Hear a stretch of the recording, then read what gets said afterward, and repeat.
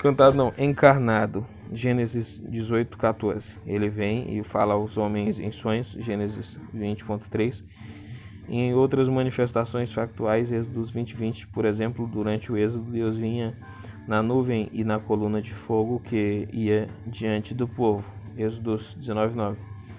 Em segundo lugar, Deus promete vir ao crente sempre e onde quer que este o adore corretamente, Êxodo 20:24.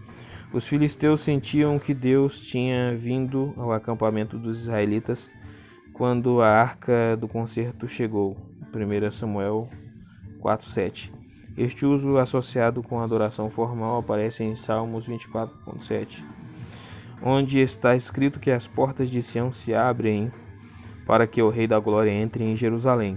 Outrocinho o Senhor virá ao nosso templo, descrito em Ezequiel 43:2. Finalmente, há um grupo de quadros proféticos de vindas divinas. Este tema pode ter se originado dos hinos cantados que dizem que Deus está vindo para ajudar seu povo na guerra, Deuteronômio 33:2. Nos Salmos, por exemplo, Salmo 50:3, e nos profetas, por exemplo, Isaías 30:27, o Senhor vem em julgamento e bênção, figura de linguagem poética emprestada da antiga mitologia do Oriente Próximo, Ezequiel 1:4. O termo Bo também é usado para se referir à vinda do Messias. Em Zacarias 9:9, o rei messiânico é retratado montado sobre um asninho, filho de uma jumenta. Algumas das passagens apresentam problemas especialmente difíceis, como Gênesis 49:10, que profetiza que o cetro permanecerá em Judá até que venha Siló, outra passagem difícil, em Ezequiel 21:27, até que venha aquele a quem pertence de direito, uma profecia bastante conhecida que usava o verbo bo, é a concernente à vinda do Filho do Homem, Daniel 7:13. Finalmente, a vinda do último dia, Amós 8:2, e o dia do Senhor, Isaías 13:6. A Septuaginta traduz este verbo com muitas palavras gregas paralelas às conotações do verbo hebraico, mas sobretudo com palavras que significam vir, entrar e ir. A palavra virar em hebraico é afak. Virar, converter, mudar, transformar, voltar para trás.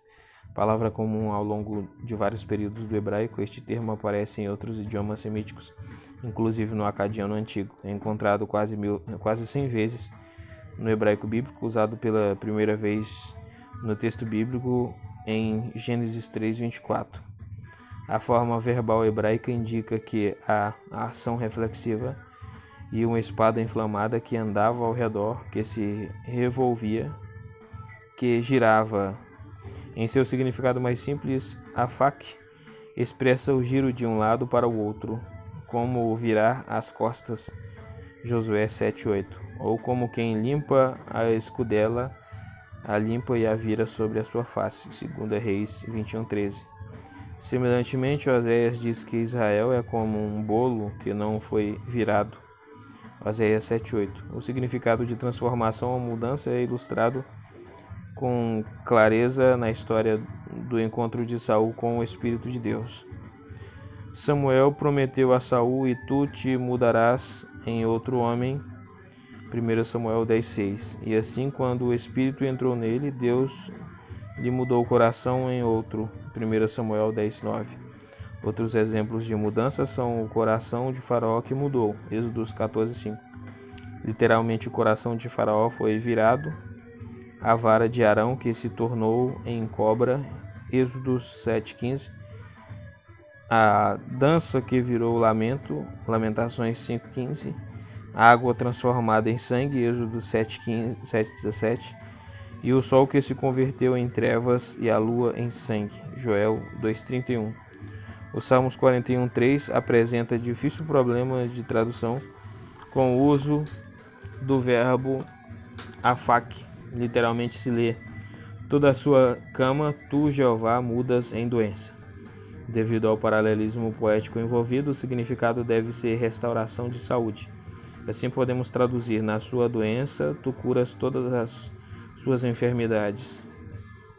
Talvez apenas um renovo da cama é o que se quer dizer. Tu renovas a sua cama na doença. Na doença tu afofas a cama. A tradução de Isaías 60.5 soa estranha aos nossos ouvidos modernos. A abundância do mar se tornará a ti. O significado é melhor capturado assim: as riquezas do mar serão esbanjadas em ti. A palavra sabab, do hebraico sabab, significa voltar, rodear, virar, mudar de direção. Este verbo só ocorre no hebraico, incluindo o hebraico pós-bíblico e no ugarítico. Os substantivos que usam estes radicais aparecem no árabe e no acadiano. O hebraico bíblico atesta a palavra em todos os períodos e por volta de 160 vezes. Basicamente, este verbo descreve um movimento circular. Dar uma volta primeiro refere-se de modo geral a tal movimento. A primeira ocorrência de sabab com este significado está em Gênesis 42:24, onde José se retirou. Se voltou dos irmãos e chorou. Aqui o verbo não diz a direção precisa da sua saída, só que ele deixou a presença deles. Do mesmo modo, quando Samuel ficou sabendo que Saul foi para o Carmelo e fez volta e passou e desceu a Gilgal, 1 Samuel 15:12, não nos é informado se ele inverteu a direção a fim de voltar de sua origem para o Carmelo e Gilgal. Deus conduziu Israel fora do caminho habitual, por uma rota fora de uso, quando ele os levou à terra prometida. Ele quis evitar que o povo tivesse de guerrear com os filisteus, evento que seria inevitável se tivessem ido para a Palestina diretamente pelo norte do Egito. Por isso, ele os conduziu pelo deserto, uma rota distante e remota em direção à terra. Mas Deus fez rodear o povo pelo caminho do deserto, perto do Mar Vermelho. Êxodos 13:18. Talvez uma das passagens onde este significado esteja mais claro seja Provérbios 26:14, que fala de uma porta que se revolve em suas dobradiças. Uma extensão deste significado ocorre em 1 Samuel 5:8, retirar, levar embora. E responderam: a arca do Deus de Israel dará volta, será levada embora de Agate. Assim a rodearam com a arca do Deus de Israel. E sucedeu que desde que a rodearam com ela, 2 Reis 16:18. Uma segunda ênfase de sabab é rodear, no sentido de avançar ou ser organizado em círculo. José fala à sua família: e eis que o meu molho se levantava e também ficava em pé, e eis que os vossos molhos o rodeavam e se inclinavam ao meu molho. Gênesis 37:7. Eles se moviam de maneira a circundar o molho de José. Esta é a ação imaginada quando Israel sitiou Jericó, exceto com a acepção adicional de circundar numa marcha religiosa e em procissão. Vós, pois, todos os homens de guerra, rodeareis a cidade, cercando a cidade uma vez. Josué 6:3. Viajar e voltar são usados juntos para descrever viajar em circuito. Samuel disse que ele viajava anualmente em circuito. 1 Samuel 7:16, uma volta. Outra variação desta ênfase é rodear um território a fim de evitar atravessar por ele. Então partiram do Monte Or pelo caminho do Mar Vermelho a rodear a terra de Edom, porém a alma do povo angustiou-se neste caminho. Números 21:4. O termo sabab também é usado para se referir à conclusão deste movimento, o estado de circundar literal ou figurativamente algo ou alguém. A primeira ocorrência bíblica da palavra traz este sentido, de acordo com muitos estudiosos. O nome do primeiro é Pison. Este é o que rodeia, corre ao redor de toda a terra de Havilá, onde há ouro. Gênesis 2:11. Juízes 16:2, onde os gazitas foram, pois, em roda de Sansão, e toda a noite lhes puseram espias à porta da cidade. Representa outra ocorrência desta acepção, quando Davi falou sobre as cordas como as de armadilha do Sheol que o cingiam. 2 Samuel 22:6. Ele quis dizer que, na verdade, as cordas o tocavam e o mantinham preso. A palavra sabab é usada para aludir a se sentar em volta de uma mesa. Assim Samuel disse a Jessé que fosse buscar Davi, porquanto não nos assentaremos em roda da mesa até que ele venha aqui. 1 Samuel 16:11. Um terceiro uso deste verbo é mudar de direção. Pode ser mudança de direção para, assim, a herança não passará de uma tribo a outra, Números 36:9. A direção habitual de passar em uma herança tem linhas de família, e a ordem de Deus para que as filhas de Zelofeade se casassem dentro das famílias do pai delas tornaria certo que este movimento de coisas não seria interrompido. Esta ênfase aparece mais claramente em 1 Samuel 18:11. Porém, Davi se desviou, fugiu dele por duas vezes. É certo que Davi está pondo o maior espaço possível entre ele e Saul. Ele está fugindo ou virando-se em direção contrária. 1 Samuel 22:17. O verbo sabab também se aplica a uma mudança de direção, como em Números 34:4. E este termo vos irá rodeando. Há 3 acepções especiais sobre este significado. Primeiro, o verbo quer dizer percorrer sem rumo, com o explorador que procura água, e andaram rodeando, fizeram um circuito, com uma marcha de 7 dias. E o exército e o gado que o seguia não tinha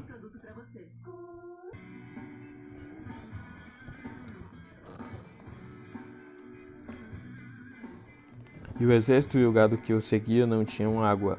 2 Reis 3:9. Alguns estudiosos sugerem que seja esta a ideia expressa em Gênesis 2:11, que o Pison percorria por Avilá em vez de rodeá-la. Segundo sabab, é usado para descrever passar cargo para alguém. Adonias disse acerca de Salomão: o rei era meu, ainda que o reino se transferiu e veio a ser de meu irmão. 1 Reis 2:15. Terceiro, sabab é empregado para designar, mudar ou transformar uma coisa em outra. Toda a terra em redor se tornará em planície, desde Geba até Rimon, ao sul de Jerusalém. Zacarias 14:10. Sabib, a área em volta de circuito. Esta palavra aparece cerca de 336 vezes no hebraico bíblico. A palavra é usada como substantivo, mas aparece normalmente como advérbio ou proposição. Em 1 Crônicas 11:8, Sabib se refere às partes em volta de. Edificou a cidade ao redor desde Milo até completar o circuito. A palavra também é usada para se referir a circuitos. Continuamente vai girando o vento de volta, fazendo os seus circuitos. Eclesiastes 1:6. A primeira ocorrência bíblica da palavra está em Gênesis 23:17, diz respeito a dentro do circuito de. Outros substantivos estão relacionados com o verbo sabab. Os termos sibab e nezibab se referem à mudança de situação. Sibá é encontrado em 1 Reis 12:15 e nezibá em 2 Crônicas 10:15. O substantivo musá ocorre uma vez com o significado de passagem circular. O caracol do templo subia muito alto por todo o redor do templo. Ezequiel 41:7. A palavra mesab ocorre 4 vezes e diz respeito a aquilo que cerca ou é redondo. O vocábulo mesab se refere a uma mesa redonda, Cantares 1:12, e a lugares em volta de Jerusalém, 2 Reis 23:5. A palavra virar. Em hebraico é paná. Paná ou pana, né? Pana. Virar, virar para trás, virar ao contrário, apegar-se, passar, preparar. Este verbo também aparece no siríaco, no hebraico pós-bíblico e no aramaico pós-bíblico. Os verbos relacionados, os quais têm os mesmos radicais com um significado um tanto quanto diferente, aparecem no árabe e etiópico. A Bíblia atesta paná por volta de 155 vezes e em todos os períodos. A maioria das ocorrências deste verbo leva o sentido de virar em outra direção. Trata-se de verbo de movimento físico ou mental. Usada para se referir a movimento físico, a palavra significa virar no que tange a mudar para outra direção. Tende já rodeado bastante esta montanha. Virai-vos para o norte. Deuteronômio 2:3. O termo pana também significa virar para encarar ou olhar algo ou alguém. E aconteceu que quando falou Arão a toda a congregação dos filhos de Israel, e eles se viraram para o deserto, eis que a glória do Senhor apareceu na nuvem. Então é isso aí, pana, virar, virar para trás, virar ao contrário, apegar-se, passar, preparar. Este verbo também aparece no siríaco, no hebraico pós-bíblico e no aramaico pós-bíblico. Os verbos relacionados, os quais têm os mesmos radicais, com um significado um tanto quanto diferente, aparecem no árabe e etiópico. A Bíblia atesta pana por volta de 155 vezes e em todos os períodos. A maioria das ocorrências deste verbo leva o sentido de virar em outra direção. Trata-se de verbo de movimento físico ou mental, usada para se referir a movimento físico. A palavra significa virar no que tange a mudar para uma outra direção. Tendes já rodeado bastante esta montanha, virai-vos para o norte. Deuteronômio 2:3. O termo pana também significa virar para encarar ou olhar algo ou alguém. E aconteceu que quando falou Arão a toda a congregação dos filhos de Israel, e eles se viraram para o deserto, eis que a glória do Senhor apareceu na nuvem. Êxodo 16:10. Virar em direção a algo também quer dizer olhar ou ver.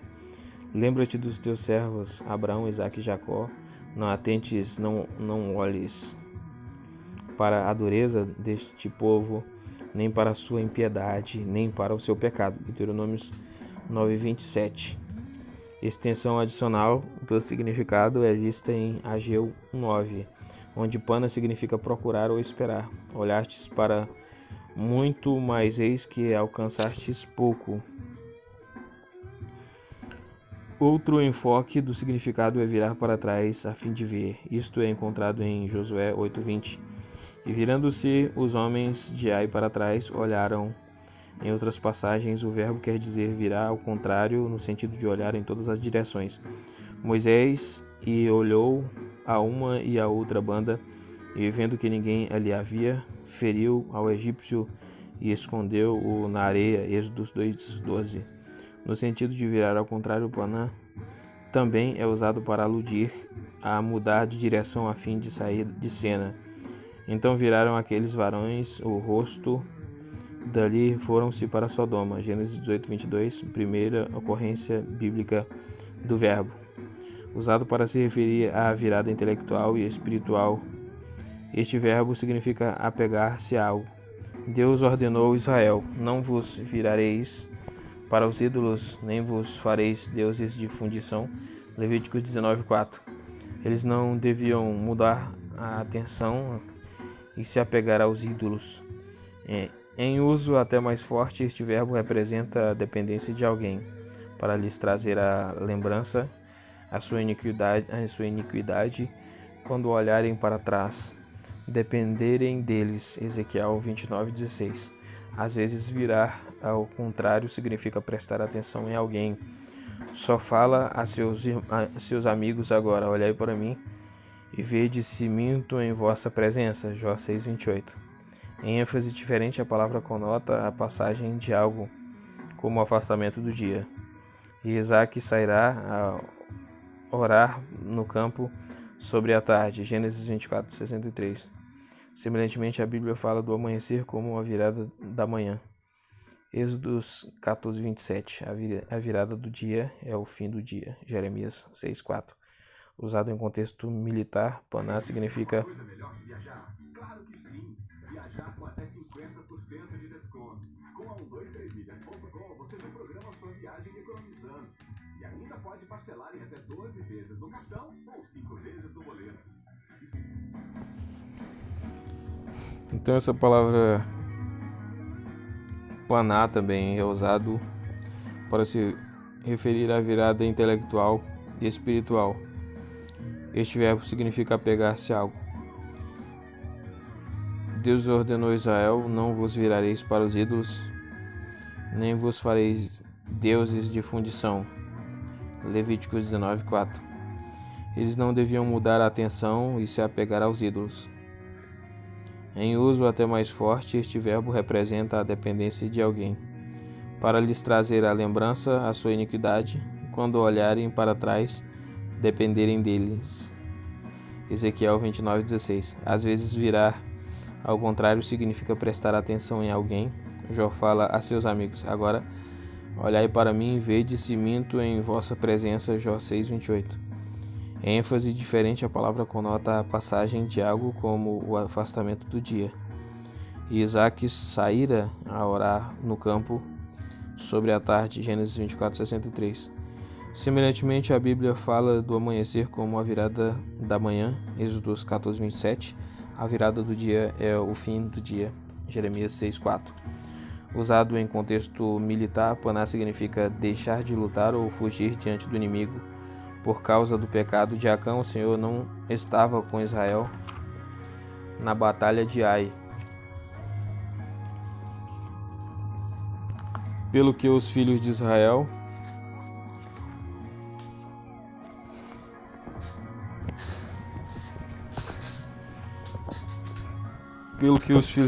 não puderam subsistir perante os seus inimigos, porquanto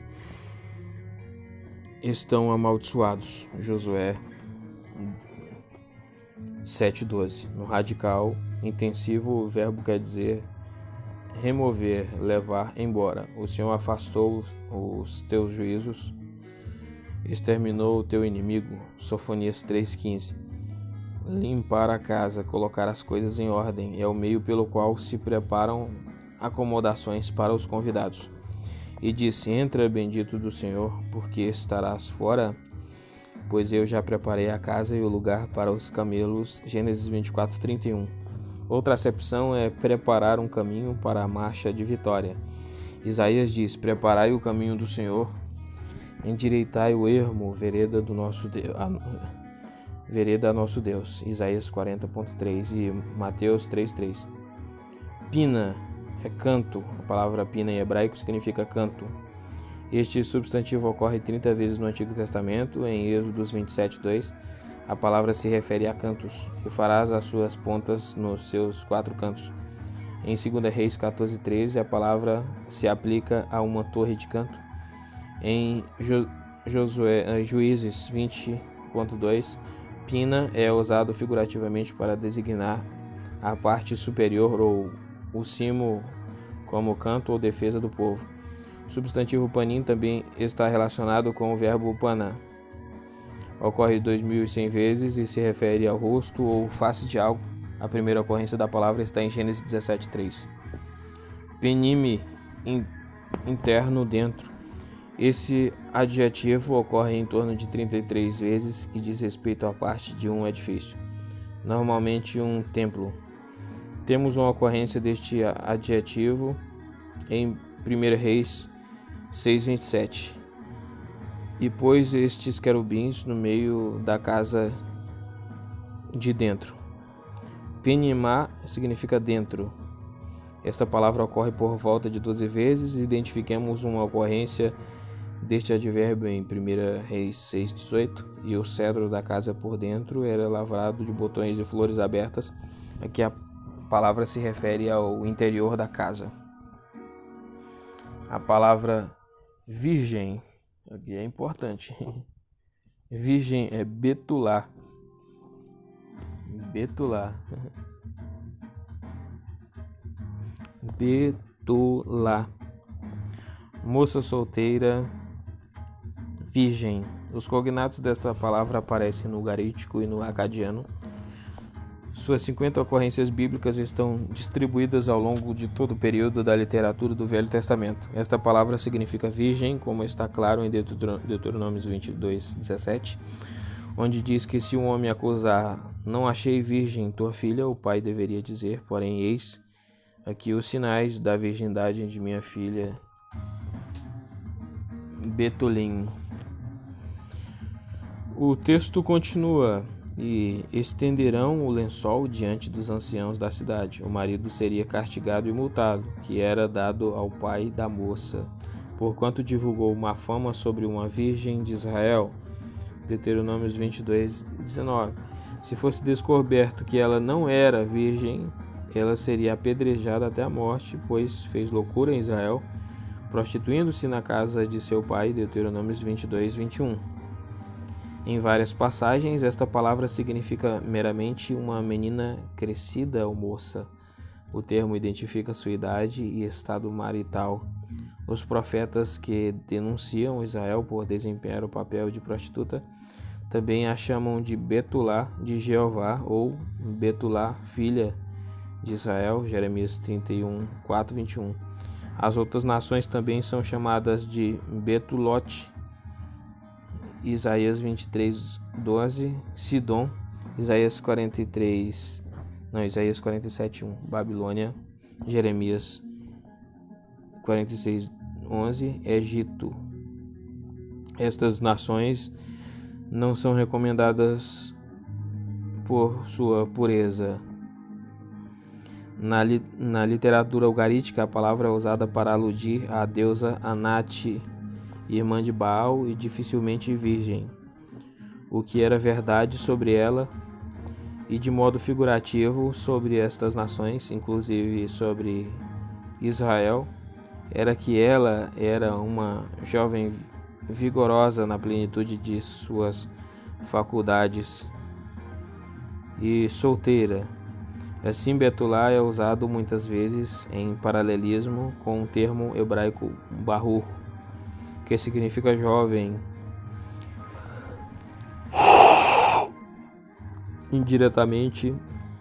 independente de ser virgem ou não, a qual está na plenitude de suas faculdades. Deuteronômio 32:25. Em tais contextos, a virilidade e não a virgindade está em vista. Por causa desta ambiguidade, Moisés descreveu que Rebeca era moça, Naará, muito formosa à vista, virgem, Betulá, a quem varão não havia conhecido. Gênesis 24:16, primeira ocorrência da palavra. Ambas as formas masculina e feminina aparecem em Isaías 23:4. Eu não tive dores de parto, nem dei à luz, nem ainda criei jovens, Betulim, nem eduquei donzelas, Betulote. Ocorrência similar é encontrada em Lamentações 1:18. Vede a minha dor, as minhas virgens e os meus jovens se foram para o cativeiro. Lamentações 2:21 e Zacarias 9:17. A edição estandarte do léxico de William Gesenius, editado por Brown, Driver e Bridges,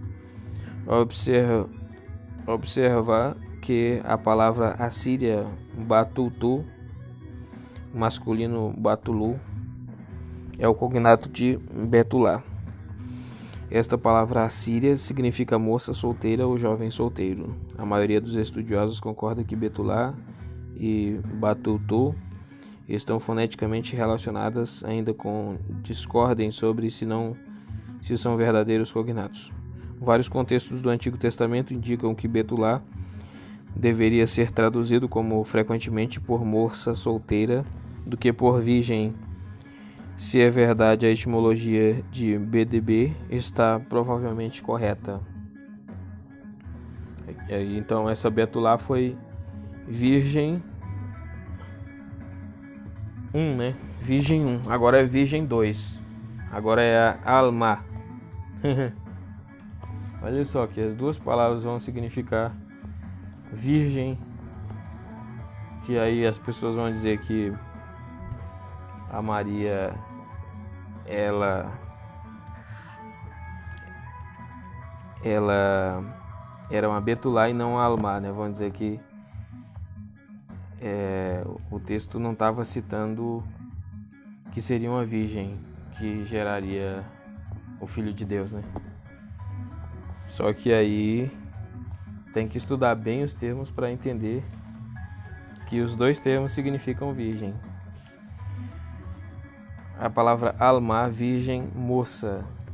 Este substantivo tem o cognato garítico, embora a forma masculina também apareça no aramaico, siríaco e árabe.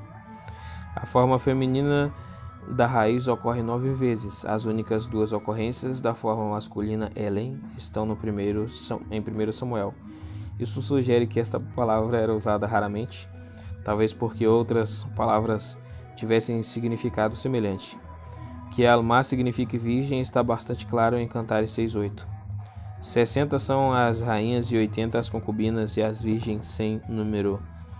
É com este termo que todas as mulheres são descritas na corte. A palavra Alma descreve aquelas que são elegíveis para casamento, mas que não são esposas, rainhas nem concubinas.